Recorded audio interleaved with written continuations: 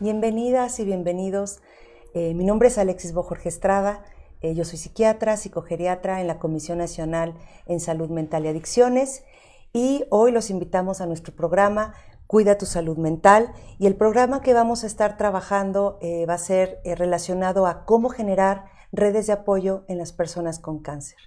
El día de hoy tenemos como invitado especial al doctor Óscar Galindo Vázquez, psicooncólogo del Instituto Nacional de Cancerología. Y bueno, pues bienvenido, doctor. Muchas gracias por acompañarnos. Muchísimas gracias por la invitación y bueno, principalmente porque se conmemora el próximo domingo el Día Mundial contra el Cáncer y evidentemente la salud mental es una parte esencial de todo el equipo de salud y una de las prioridades en el Instituto Nacional de Cancerología.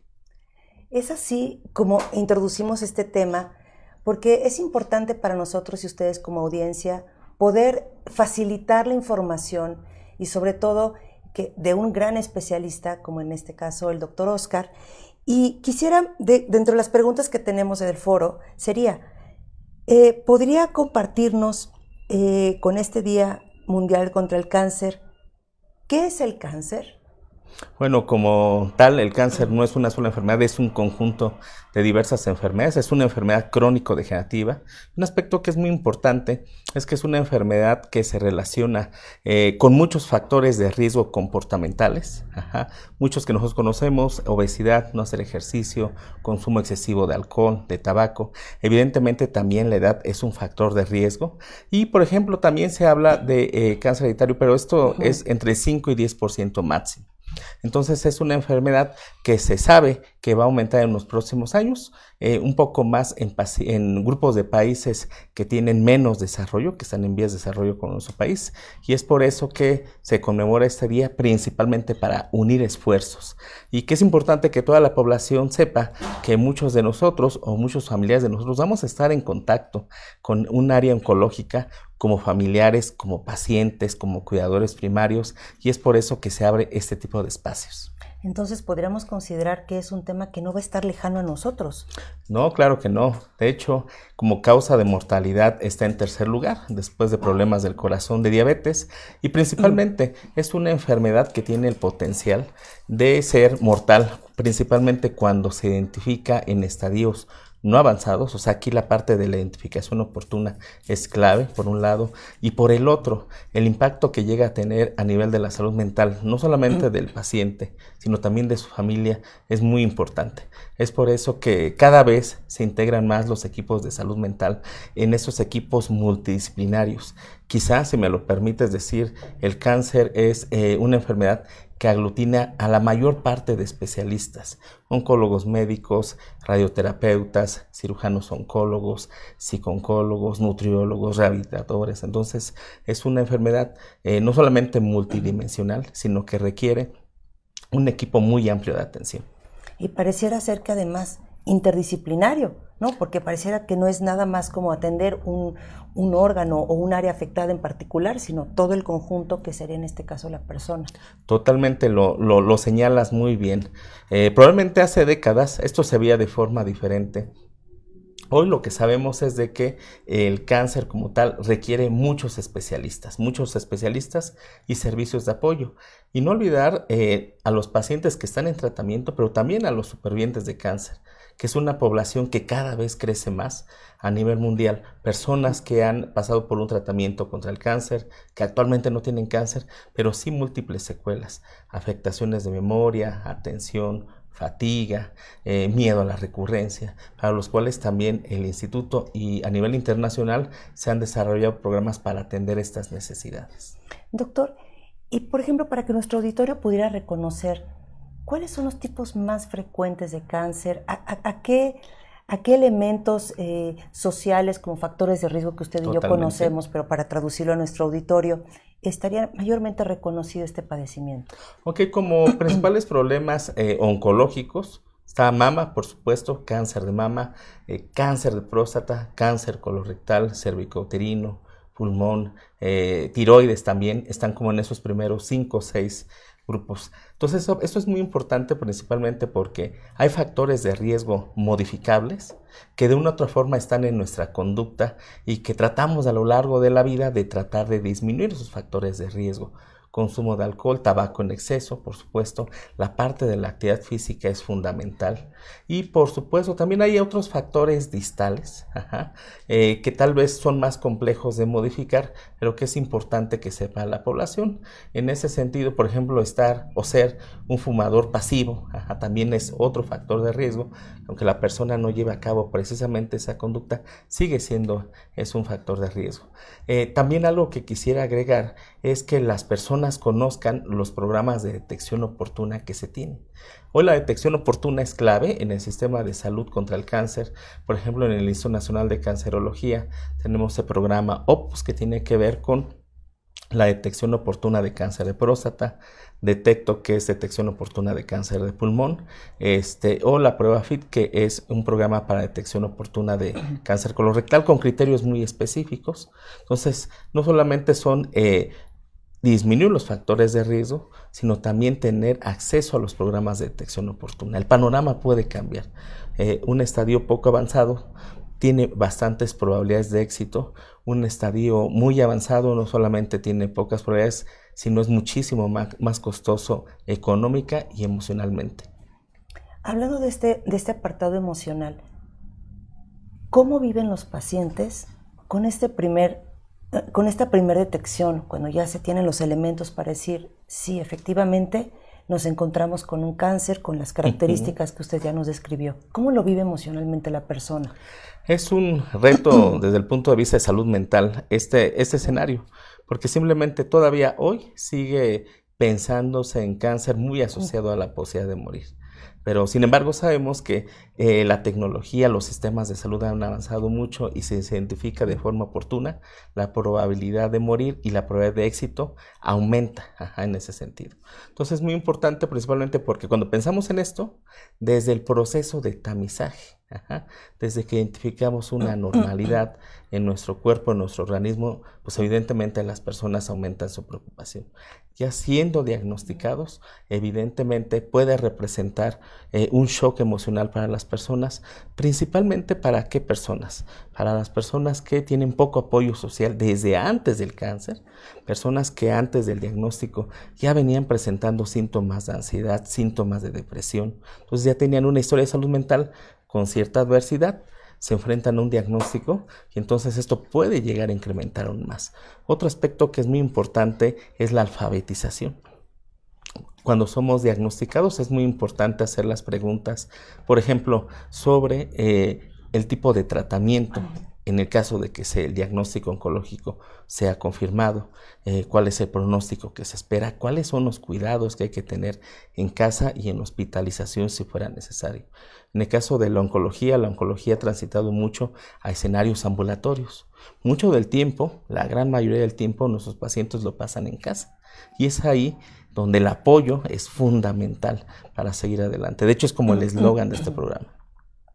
Qué interesante, porque entonces podemos entender otra vez al individuo con todas sus determinantes sociales y cómo estas impactan finalmente en la salud, las redes de apoyo familiares o de amistades, el núcleo en el que se encuentran, el apoyo clínico.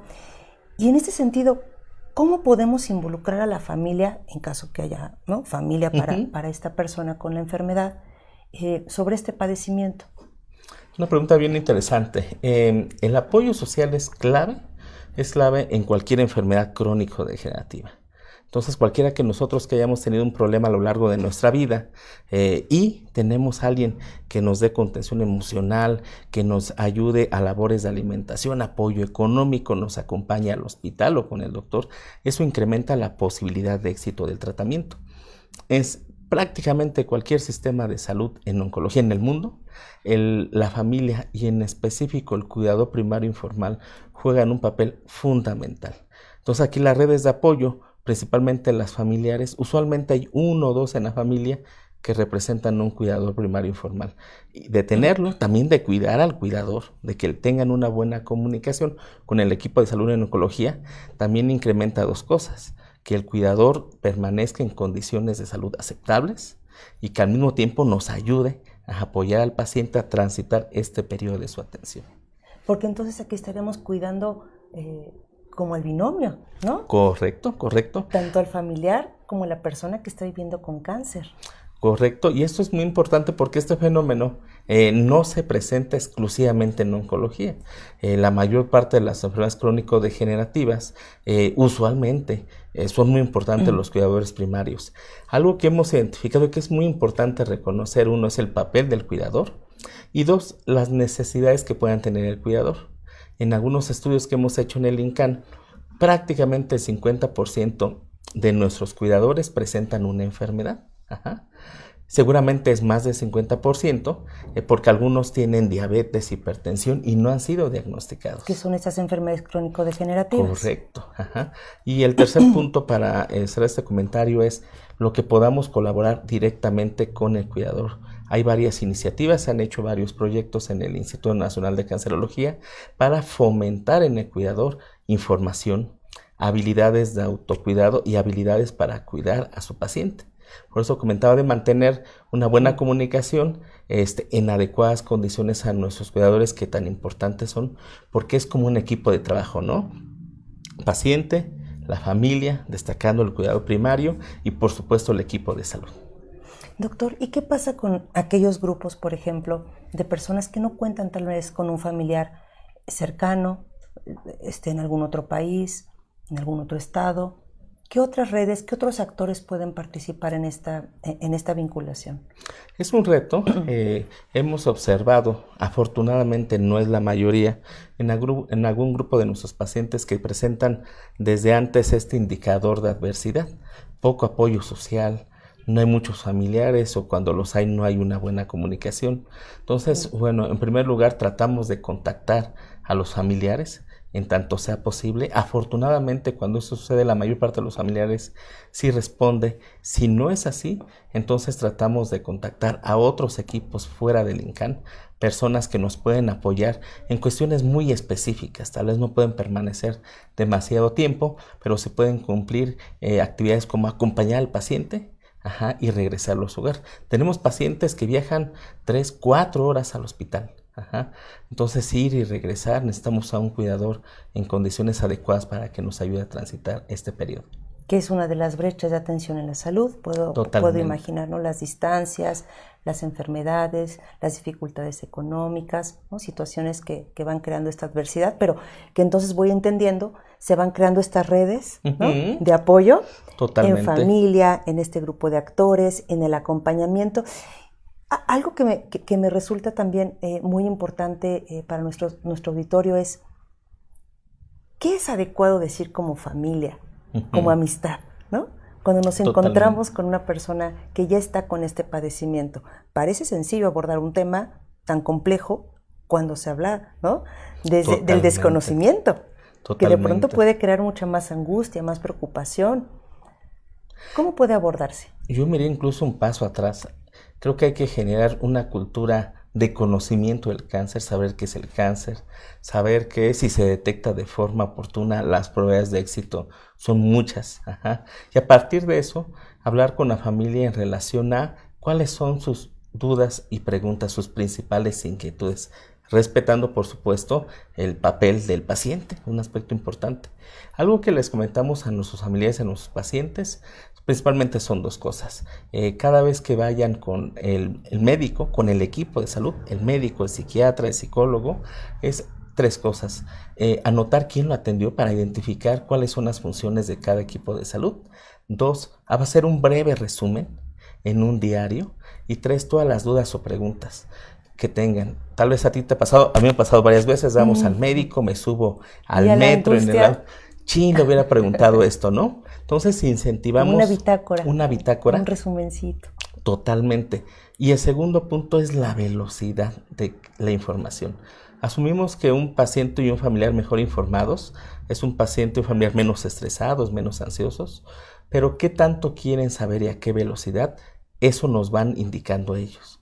Hay pacientes que nos dicen, doctor, yo quiero saber todo el día de hoy, qué tan avanzada está la enfermedad, el tratamiento. Y hay otros pacientes que quieren saber todo, pero poco a poco. Como un mecanismo de defensa. Exactamente. Y entonces nosotros tenemos que ir monitoreando y haciendo preguntas adecuadas. Por ejemplo, si yo le pregunto a un paciente, ¿tiene usted alguna duda sobre su enfermedad? Algunos pacientes me van a decir sí o no. Pero si yo les pregunto de esta manera, muchos de mis pacientes tienen dudas o preguntas. ¿Usted qué duda o pregunta tiene? Entonces, somos más empáticos y los pacientes identifican que pues es normal, es esperado tener dudas y para eso está el equipo de salud. Entonces, esa parte inicial es importante.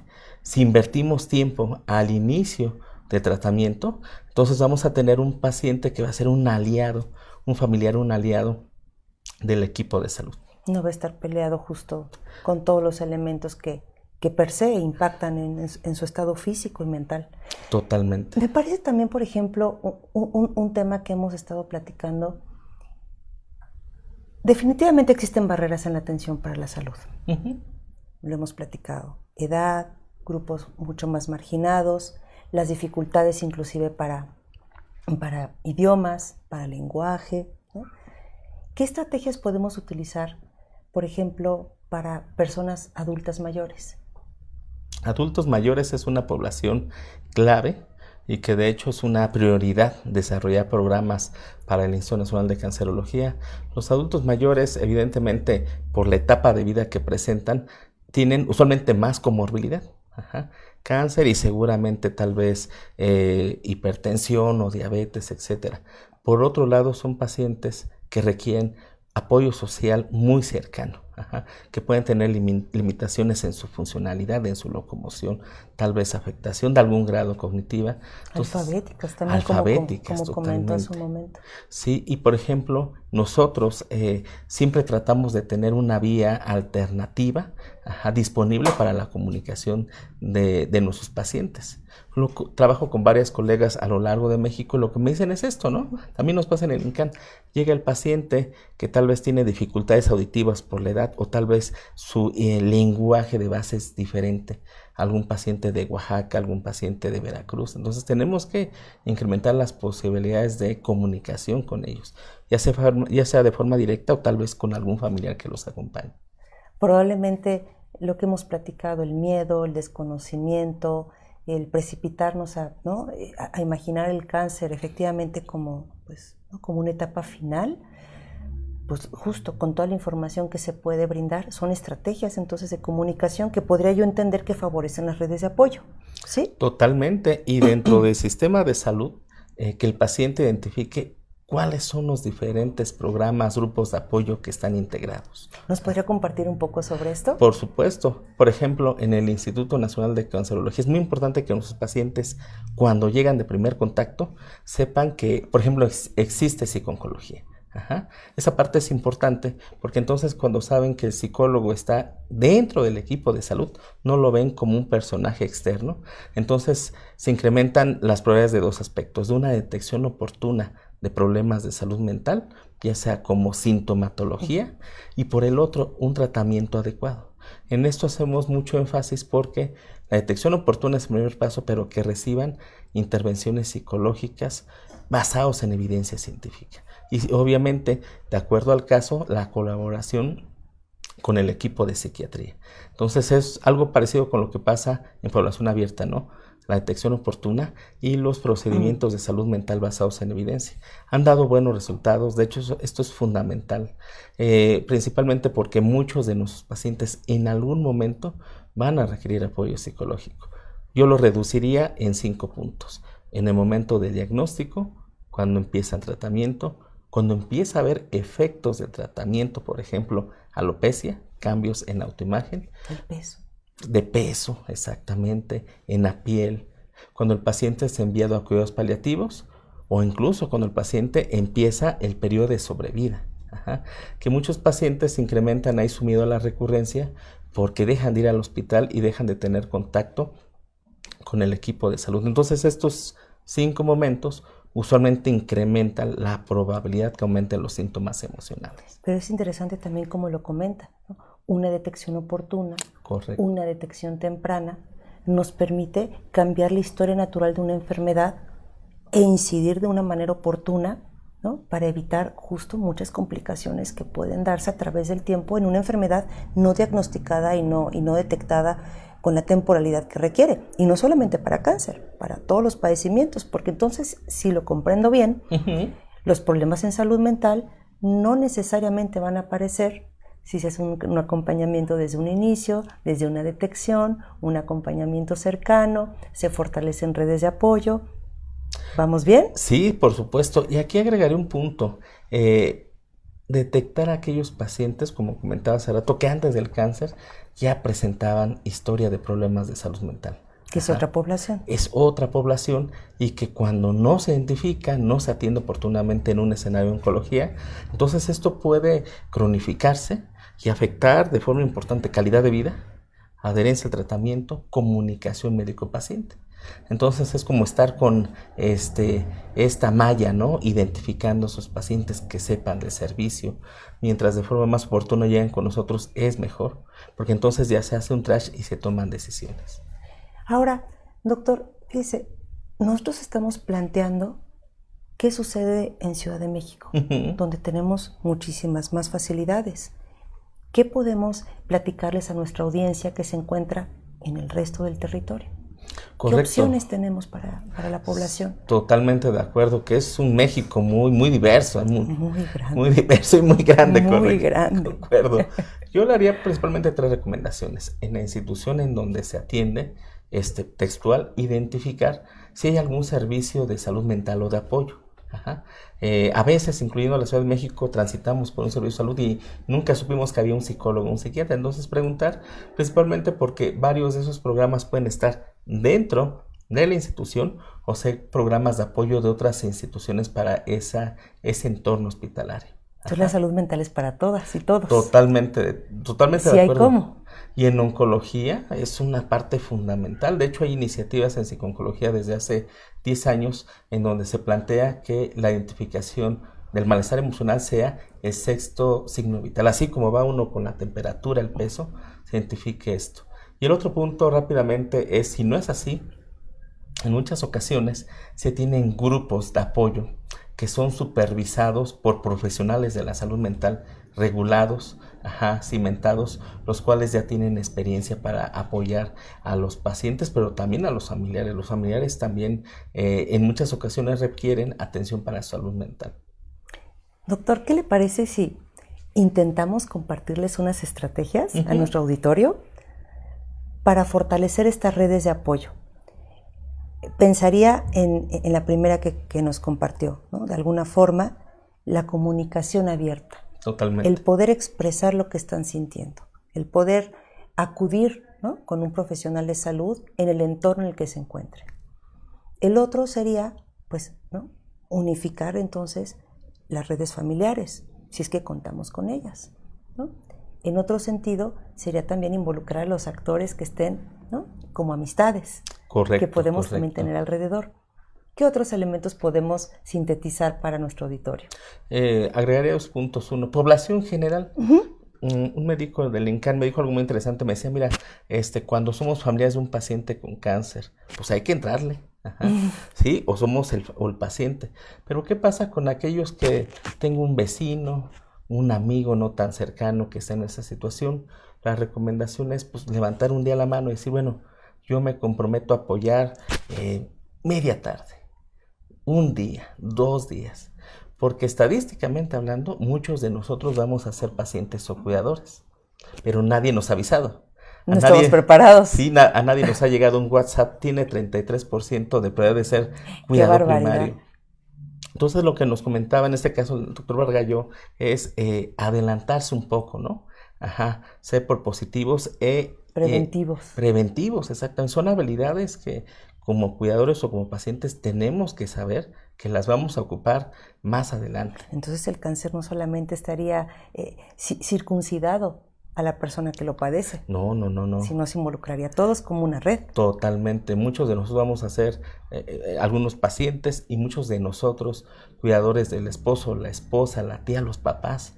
y tenemos que adelantarnos, como bien lo comentabas, como prevención. Y el otro aspecto muy importante es hablar de la salud mental como una parte integral de la oncología. Hoy en la salud mental, la psico-oncología no es una parte externa, es una parte esencial. En eso hemos trabajado en el Instituto Nacional de Cancerología en los últimos años. Y creo que se ha logrado principalmente con base en evidencia científica, con base en procedimientos válidos y confiables. Entonces las personas es muy importante que identifiquen esto como parte de su, como tú lo comentabas, ¿no? Como su persona de forma integral. Incluso en psico-oncología, en oncología en general, hay otros elementos que se han incorporado una década para acá de forma muy importante, es como la espiritualidad. La espiritualidad, cualquiera de nosotros que se enfrenta al cáncer, evidentemente nos vamos a preguntar ¿qué sentido de vida tiene esto? ¿Por qué me pasó esto a mí? Ajá. Entonces, cuando hablamos de cáncer, pues prácticamente todas las personas nos enfrentamos a estas cuestiones, ¿no? Espirituales, en algunos casos religiosos, de trascendencia. Y en eso hemos estado trabajando. Yo creo que las personas tienen que ver esto como parte de su tratamiento. Y bueno, como seguramente tú lo sabes, también desmitificar el papel del psiquiatra y el psicólogo. Ajá. Vemos personas, en el caso de oncología, no solamente con ansiedad, con depresión, no, también cumplimos funciones muy importantes para mejorar la comunicación con la familia.